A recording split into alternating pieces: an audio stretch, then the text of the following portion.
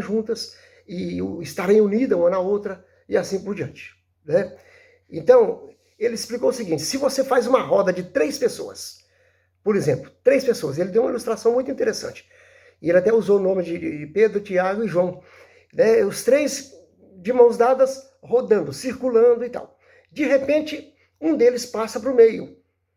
Vai para o meio, os outros 2 dão as mãos e continua circulando, continua rodando. Ali está formada. A roda não desfez, mas tem um que está no meio, que está em evidência, que está apresentando. De repente faz uma troca, um daqueles que está na roda vem para o meio e aquele volta. A roda continua rodando.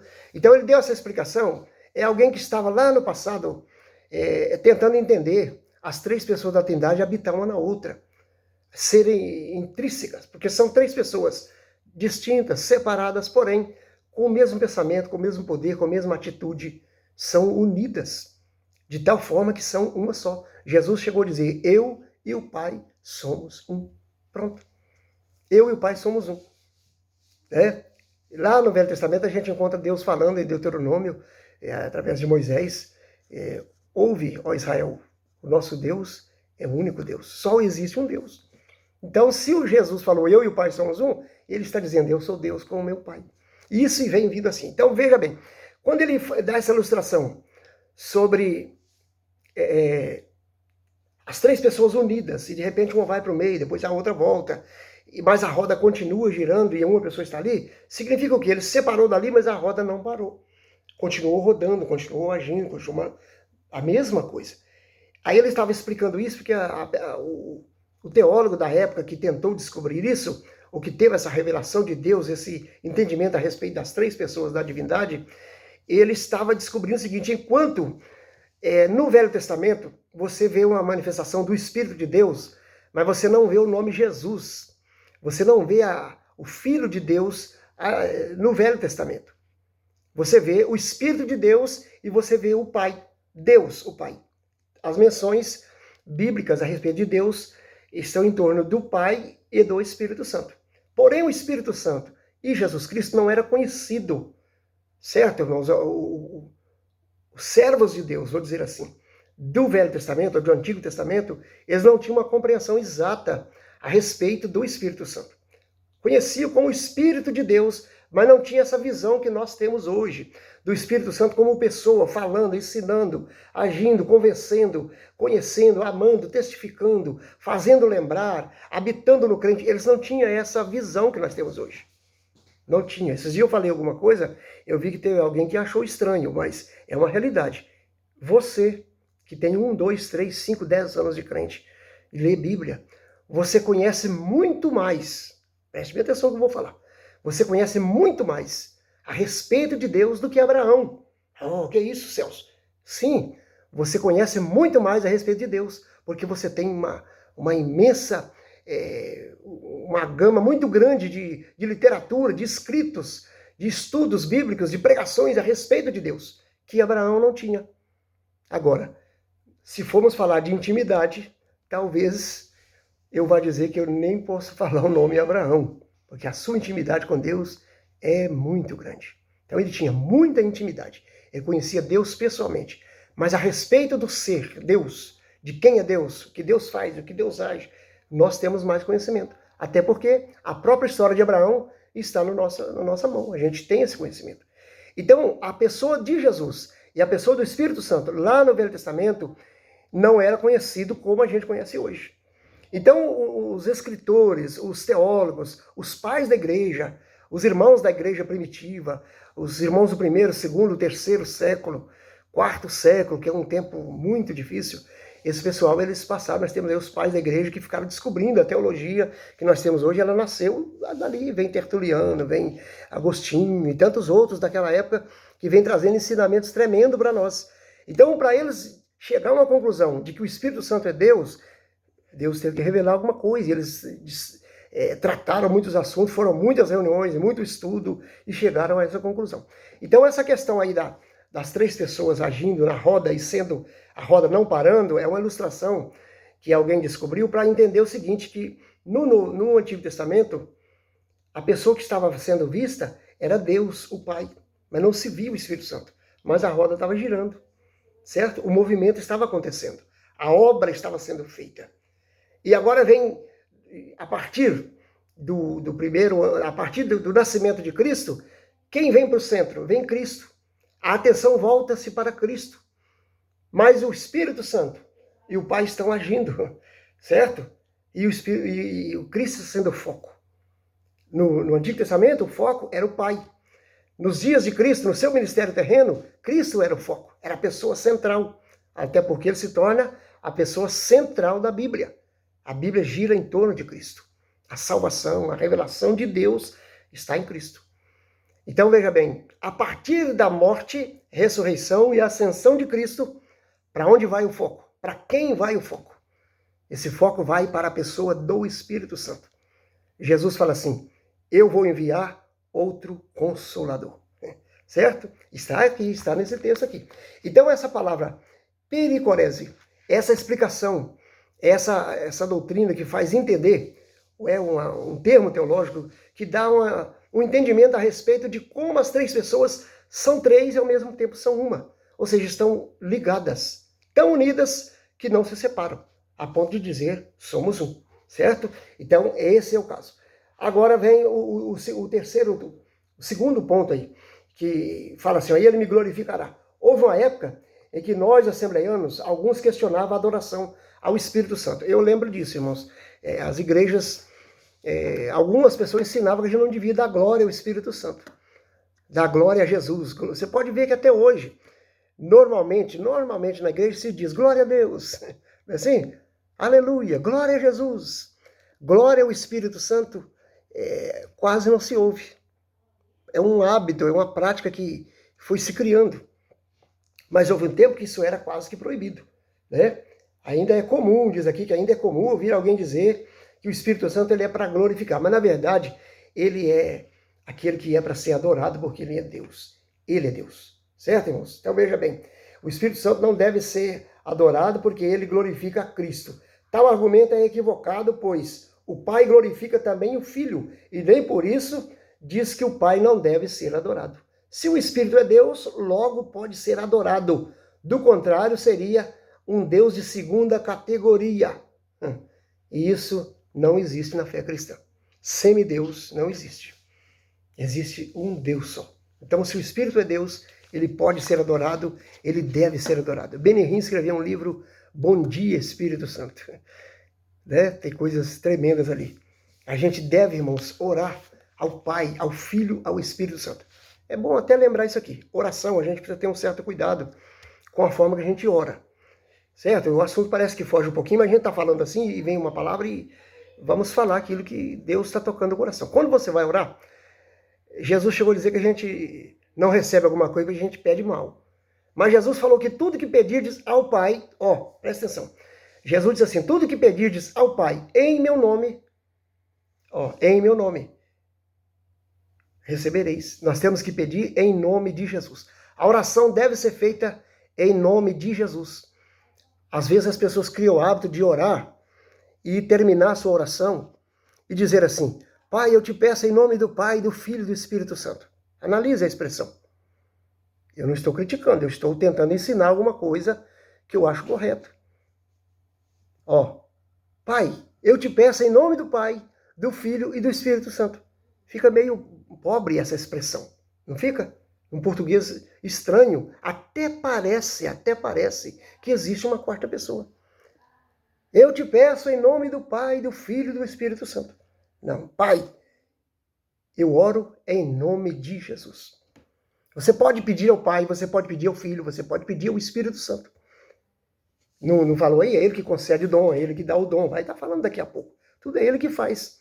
O Espírito Santo, ele é Deus, ele pode ser ouvido, pode ser pedido. Só que a forma de nós orar, devemos buscar esse entendimento. É lógico, por exemplo, se foi citado aqui o texto de Mateus 28, quando se diz para batizar as pessoas, Jesus diz, batizando em nome do Pai, do Filho e do Espírito Santo, mas estamos batizando.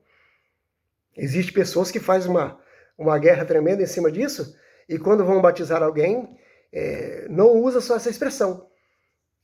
Eu não vou falar isso aqui porque não vai ficar muito bom, mas analise que tem pessoas que não gostam dessa expressão. Acrescentam uma outra parte, uma outra frase para excluir o eu, mas não adianta. Toda vez que você fala, eu vou te batizar, ou eu te batizo, você está colocando eu te batizo, porque é você que está batizando. Só que você está batizando em nome do Pai, do Filho e do Espírito Santo. Agora, a oração deve ser feita em nome de Jesus. Pedir ao Pai em nome de Jesus. Essa é a forma certa. Agora, pedir ao Espírito Santo, tem problema? Não tem, porque é Ele que dá, é Ele que concede. Ele concede, Ele é o doador da vida. Não foi falado aqui? Quem dá os dons do Espírito Santo? Quem dá os dons espirituais, aliás? É o Espírito de Deus, é o Espírito Santo. Então você pode receber, você pode buscar e pedir o Espírito Santo que você vai ser atendido. Não resta dúvida. Só que a nossa oração deve ser feita com inteligência. Paulo diz que a gente tem que orar com inteligência. A gente tem que orar em espírito, mas orar também com sabedoria. Temos que ter muito cuidado. Até porque, irmão, se você está com o microfone na mão orando, as pessoas estão te ouvindo lá longe. Preste bem atenção que isso é importante. É interessante isso. Achei por bem falar para ajudar, para que você possa aprender alguma coisa que, quem sabe, você ainda não ouviu. Isso não altera. Se você tem orado dessa maneira, Deus tem te ouvido a mesma coisa, está te respondendo, você pode até estar dizendo, mas Deus me ouve. Claro que Ele te ouve. Mas se você é um pregador, você é um ensinador, é bom que você faça as coisas corretamente, porque as pessoas estão copiando você. E aí lá na frente você vai aprender e depois você vai ver as pessoas fazendo alguma coisa que você ensinou e não estava certo. Então é bom a gente aprender. Olha o terceiro ponto, coisa interessante que vai tratar aqui. O efeito prático da picorese, ou seja, dessa união das três pessoas em uma só. A verdade é que quando expressamos num culto glória a Deus, o Filho e o Espírito são glorificados no seu louvor. Está em Filipenses 3:3. Da mesma maneira, quando damos glória a Jesus, o Pai e o Espírito Santo estão sendo também glorificados. E igualmente, quando se glorifica o Espírito Santo, o Pai e o Filho são glorificados juntamente. Certo? Então, se você falar glória a Deus, glória a Jesus, quando você fala glória a Deus, você glorificou o Pai, glorificou o Filho, glorificou o Espírito Santo. Você fala glória a Jesus, você glorificou o Pai, o Espírito Santo e o Filho também, porque os três são um só. Se você falar glória ao Espírito Santo, pode falar glória ao Espírito de Deus, você está glorificando ao Pai, ao Filho e ao Espírito Santo. Olha o que ele coloca aqui, que coisa interessante. Ele fala assim, de modo que a declaração do artigo de fé 27 do credo de Atanásio. O credo de Atanásio traz várias coisas interessantes. E ele fala aqui, olha o que ele fala, olha o que Atanásio falou. Tanto a unidade da Trindade como a Trindade da unidade deve ser adorada. Vou ler de novo, preste atenção. Tanto a unidade na Trindade como a Trindade na unidade deve ser adorada. Está fundamentada nas Escrituras. Tanto faz adorar a Jesus separadamente ou a qualquer das outras pessoas da Trindade, como adorar a Trindade. Tá correto, irmãos. Tá correto. Você pode adorar. E tem aquelas pessoas que gostam. Quando você está orando, você está adorando a Deus. Está falando com Ele, glorificando, tudo ao mesmo tempo. E tem pessoa que vai glória, glória, glória, glória. Assim, glória a Jesus, glória a Jesus, glória a Deus, aleluia, aleluia, glória ao Espírito Santo. Todas essas palavras glorificam. Quando um crente faz isso, sabe por quê?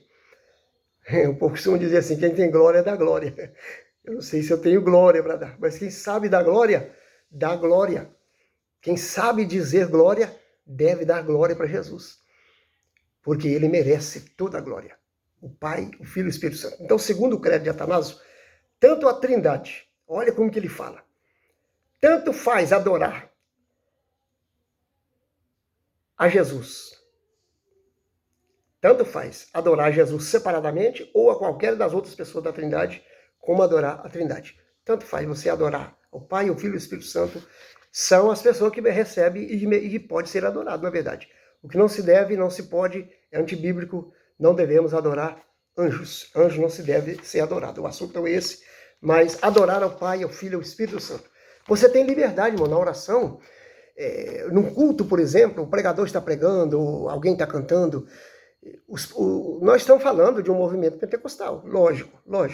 Não estou aqui querendo criticar denominações, liturgia de outras igrejas, não.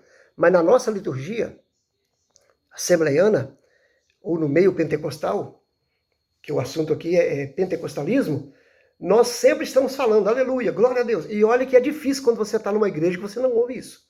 A gente que prega por aí, Você chega numa igreja e você não vê ninguém dando glória a Deus, você fica preocupado.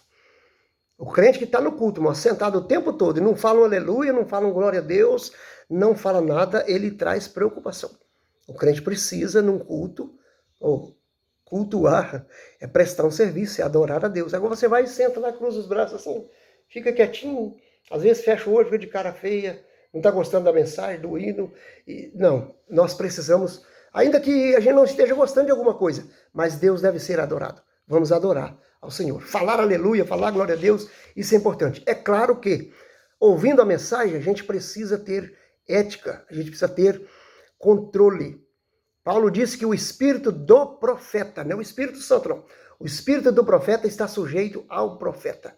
Eu posso me controlar e deixar para dar um glória a Deus bem forte, falar até língua estranha, depois que o pastor, depois que o pregador transmitir aquele período da mensagem que ele está transmitindo. Eu não preciso interromper a mensagem de alguém, eu não preciso interromper a fala de alguém que está pregando, trazendo um raciocínio lógico da Bíblia para eu atrapalhar ele. Não, eu posso me conter e assim que ele termina aquela expressão, e tem aqueles que até dizem assim, dá glória a Deus aí. Essa hora você pode soltar esse aleluia com tranquilidade. Você está na casa de Deus, você é servo de Deus, você tem Deus na vida, Deus no coração, na alma. Você pode e deve adorá-lo. Ao Pai, ao Filho, ao Espírito Santo. Especialmente ao Espírito Santo, porque estamos falando dele nessa aula.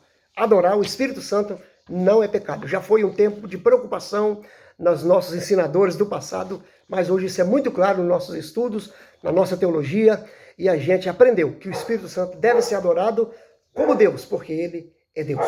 O terceiro e último tópico da lição, irmãos, eu vou apenas resumir aqui, porque já estão 50 minutos que eu estou falando. Eu disse que seria 20, 25 minutos, mas infelizmente, né, a gente...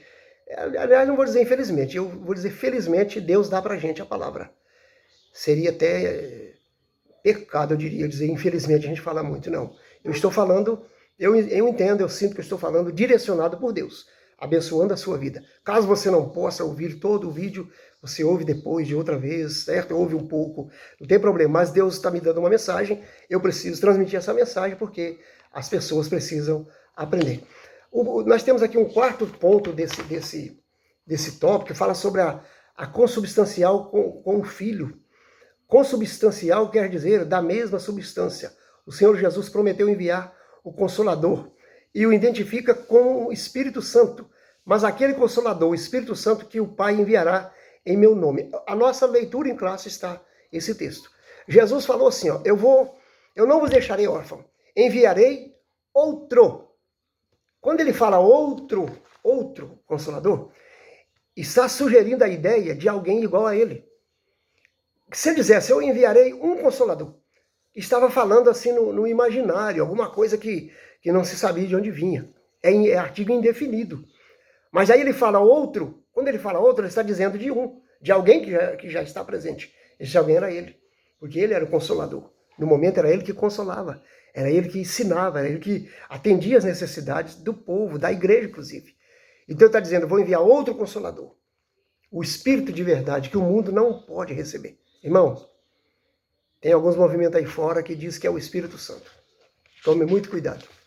O Espírito Santo, ele tem até ciúme de nós. Ele gosta do crente que anda em santificação. Pessoas que criam movimentos dizendo que é o Espírito Santo, mas estão ligados, estão abraçados, de mãos dadas com o mundo. Cuidado, muito cuidado, porque pode ser que seja apenas um emocionalismo e não é o Espírito Santo. Quando ele fala de essa questão consubstancial, está dizendo que ele é o mesmo. O Espírito Santo é da mesma natureza de Cristo, com o mesmo poder, com a mesma sabedoria. Por isso que ele fala outro Consolador. Essa palavra é muito interessante. O Espírito Santo é igual a Jesus.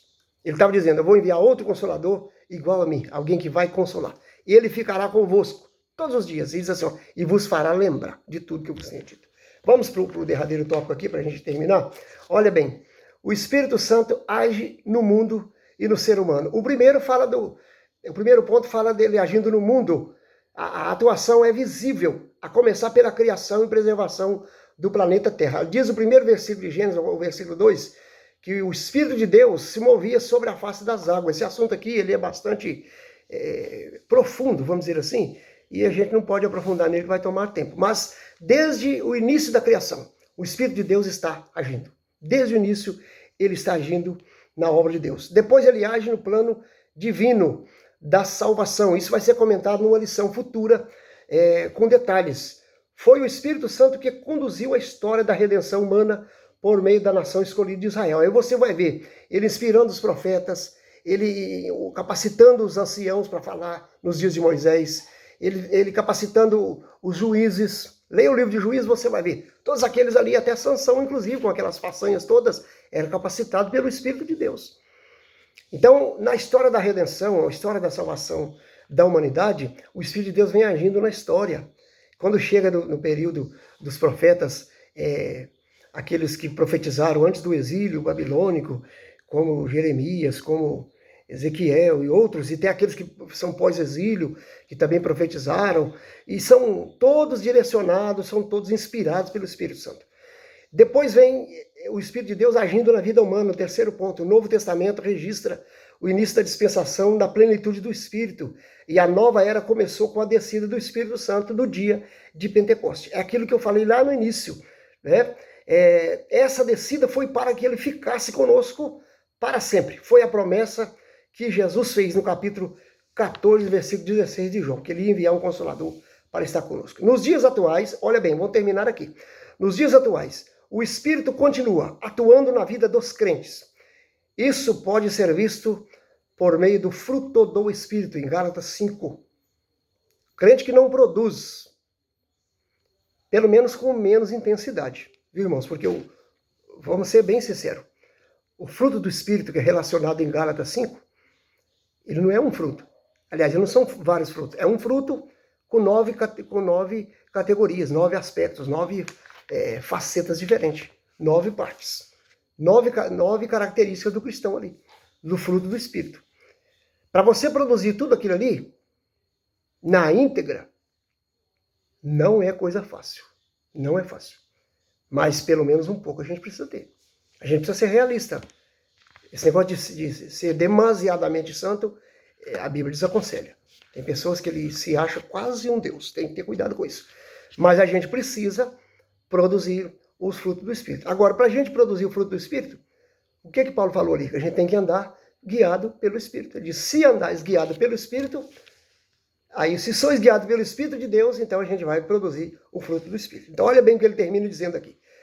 Nos dias atuais, o Espírito continua atuando na vida dos crentes, e isso pode ser visto por meio do fruto do Espírito em Gálatas 5:22, e das manifestações dos dons espirituais em 1 Coríntios 12, do versículo 4 ao 11. Esse assunto vai ser tratado, deixa eu ver aqui, os dons espirituais vão ser tratados na 4ª lição, a atualidade dos dons espirituais. Existem alguns irmãos nossos, alguns cristãos, aprenderam e optaram por defender uma doutrina que defende que os dons espirituais, ou que parte dos dons e batismo com o Espírito Santo, foram apenas para os dias dos apóstolos. Mas as evidências históricas da igreja, principalmente a igreja do século XX, século XIX, nós temos evidências históricas. Não é só na Assembleia de Deus, não. Tem históricas.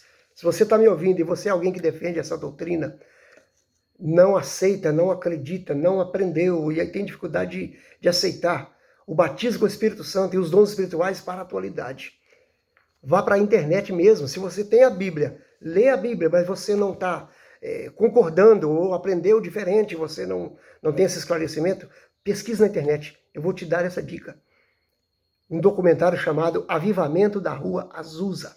Tem vários, mas procure um e leia ele. Depois leia ou procure História da Assembleia de Deus. Você vai ver como que Deus tem agido no nosso século. Como que Deus tem agido de forma tremenda na vida da igreja. Só não recebe o batismo com o Espírito Santo, só não fala língua estranha aquele que não acredita e não busca.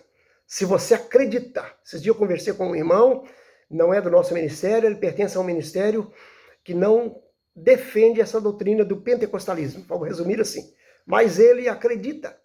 E eu disse para ele, a qualquer hora você vai ser surpreendido.